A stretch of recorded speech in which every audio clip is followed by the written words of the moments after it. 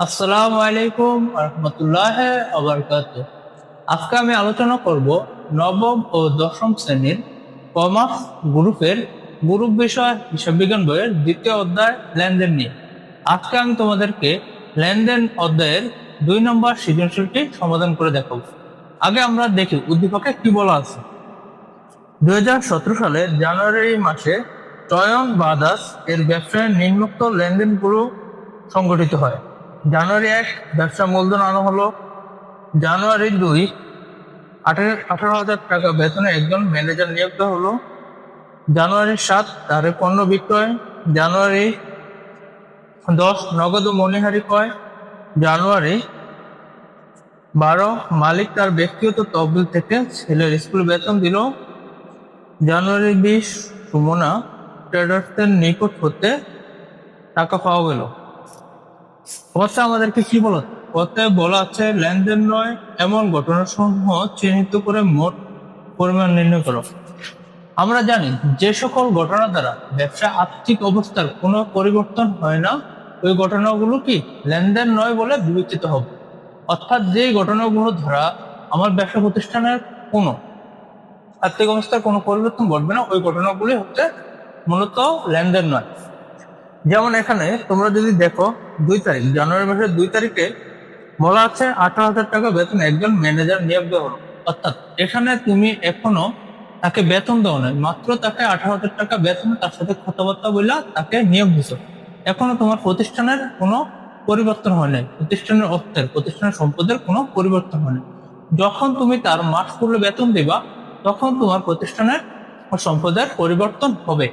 যেহেতু এখনো তাকে মাত্র 18,000 টাকা বেতনে একজন ম্যানেজার নিয়োগ দিছ, মাত্র তাকে নিয়োগ দিছ, তাই তাকে এখন কি বেতন পরিশোধ করে নেয়, তার মাস খুললে তখন তাকে বেতন পরিশোধ করবে। তাই এখানে আমরা দিতে পারি কত সালের অঙ্ক, 2017 সাল। তোমরা গড়টা দেবা কি তারিখ, বিবরণও দিতে পারো, হিসাবের নামও দিতে পারো বা শিরোনামও দিতে পারো। এই যে হিসাবের নাম, হিসাবের নাম, টাকা। জানুয়ারি, দেখো 2 জানুয়ারি 2 তারিখে বলছে কি ম্যানেজার নিয়োগ। যেহেতু তুমি এখনো তাকে কি করো বেতন, তারও মাস পড়লে তুমি বেতন দাও না, তাই এটা কি তোমার ব্যবসা আর্থিক অবস্থা কোনো পরিবর্তন ঘটায় না। ম্যানেজার নিয়োগ দাও জানুয়ারি 2।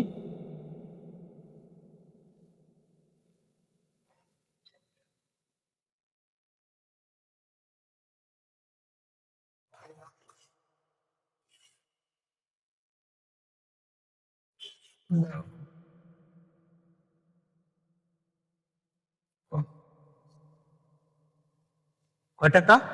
18,000 টাকা।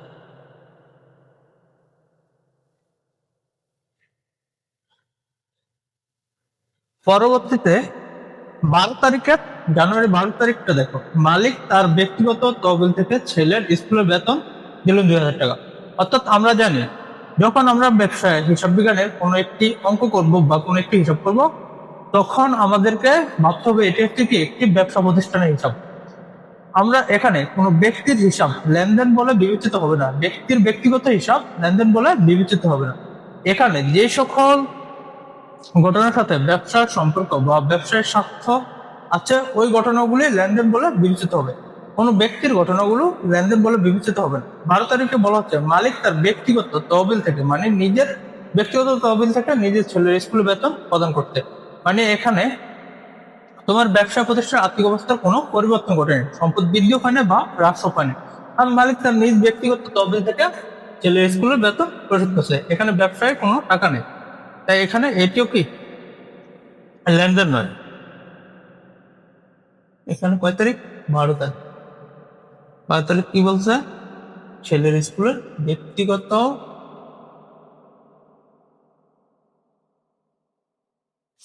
ব্যক্তিগত তহবিল, তহবিল করতে, তহবিল করতে ছেলের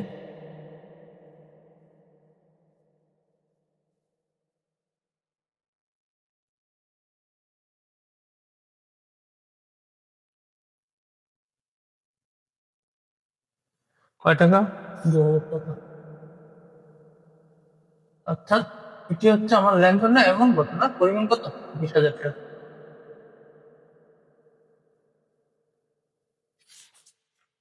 খ নম্বরে বলা আছে স্বয়ং বাদাস এর লেনদেনগুলো সমীকরণ পদ্ধতিতে কারণ সহ ব্যাখ্যা দাও। অর্থাৎ সমীকরণ পদ্ধতি হচ্ছে কি, এর সমান সমান এল প্লাস ওই, ঘটা হবে তারিখ, লেনদেন, কারণ ও কি ব্যাখ্যা। 2017 সালের অঙ্ক। অর্থাৎ যে ঘটনাগুলো লেনদেন শুধু ওই ঘটনাগুলোরই কি করবা, কারণ সহ ব্যাখ্যা দিবা, এটাই তো বলছে। লেনদেন গুলো তো দেখো, এখানে আমরা জানি 2 তারিখ আর 12 তারিখ লেনদেন নয়, তাই এই দুইটা আসবে না, আর নয়তো অন্য সবগুলো আসবে। ব্যবসা মূলধন আলো হলো জানুয়ারি 1। এরপর ব্যবসায় মূলধন আনার কারণে ব্যবসার নগদ অর্থ, নগদ হচ্ছে কি সম্পদ, আর ব্যবসার মূলধন বৃদ্ধি পেয়েছে, মালিকানা শতক বৃদ্ধি পেয়েছে। মালিকানা শতক কি ওই, এটা হচ্ছে কি 1 তারিখ হচ্ছে কি লেনদেন, এখানে লিখবা লেনদেন। এখন যেহেতু তুমি 1 তারিখে ব্যবসা প্রতিষ্ঠানের মূলধন অর্থ, তাহলে প্রতিষ্ঠানের সম্পদ, সম্পদ কি এই প্রতিষ্ঠানের সম্পদ, সম্পদ এ বৃদ্ধি, সম্পদ বৃদ্ধি পাইছে প্রতিষ্ঠানে, যেহেতু তুমি 1 তারিখে ব্যবসা প্রতিষ্ঠানের মূলধন অর্থাৎ তাই কি প্রতিষ্ঠানের সম্পদ এ বৃদ্ধি। এবং মালিকানা সত্ত্ব, মালিকানা সত্ত্ব, মালিকানা সত্ত্ব ওই ওনার সিকিউরিটি ওই বৃদ্ধি, এইভাবে লাগবে। তারপরে 2 তারিখ দেখো, 2 তারিখ তো আসবে না, 2 তারিখ এটি লেনদেন হয়। 7 তারিখ দ্বারে পণ্য বিক্রয়, অর্থাৎ দ্বারে যখন তুমি পণ্য বিক্রয় করছো, বিক্রয় হচ্ছে কি প্রতিষ্ঠানের আয় আর প্রাপ্য হিসাব, যেহেতু তুমি পাইবা সে হচ্ছে কি, তুমি যার কাছ থেকে পাইবা সে হচ্ছে তোমার দেনাদার, আর তোমার কাছ থেকে যে পাইবো সে হচ্ছে তোমার কর্ণদার। তো দেনাদার কি, দেনাদার হচ্ছে প্রতিষ্ঠানের সম্পদ, আর বিক্রয় হচ্ছে কি আয়, বিক্রয় হচ্ছে প্রতিষ্ঠানের আয়, দেনাদার হচ্ছে প্রতিষ্ঠানের সম্পদ। 6 তারিখ জানুয়ারি, 7 তারিখ, 7 তারিখ কি লেনদেন।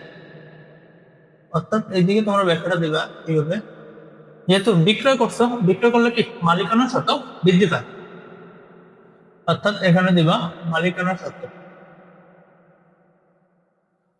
আয় মালিকানা শতককে কি করে বৃদ্ধি করে, বিক্রয় হচ্ছে আয়, আর মালিকানা শতক লিখবা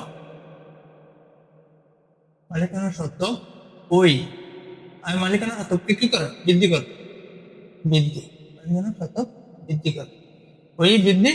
এবং দেনাদার কি প্রতিষ্ঠানের সম্পদ বৃদ্ধি করে, দেনাদার বলতে পারো বা কৃষক বলতে পারো, দুইটা একই কথা।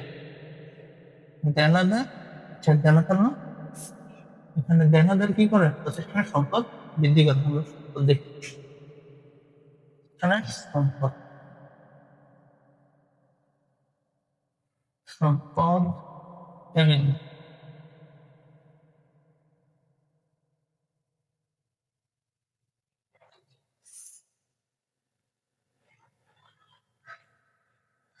তারপরে দেখো 10 তারিখ নগদে মণিহারি কয়, নগদে মণিহারি কয়, মণিহারি যে কয় পক্ষ তুমি, কয় হচ্ছে কি এক ধরনের ব্যয়, কয় হচ্ছে এক ধরনের ব্যয়, তো ব্যয় কি করে, ব্যয় মালিকানা শতককে হ্রাস করে। আর যেহেতু নগদে করছো, নগদ কি